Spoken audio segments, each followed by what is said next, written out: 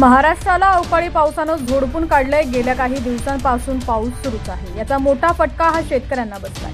दरम्यान आज पुन्हा एकदा हवामान विभागाकडून जोरदार पावसाचा इशारा देण्यात आलेला आहे।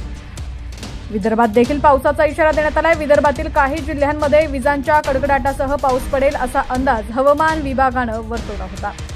तर हवामान विभागाकडून अकोला, चंद्रपूर, अमरावती, वर्धा, जालना, सातारा, पुणे, सोलापूर या जिल्ह्यांना पावसाचा अलर्ट देण्यात आला होता। या जिल्ह्यांमध्ये पुढील 24 तासांसाठी मुसळधार पावसाची शक्यता वर्तवण्यात आली होती।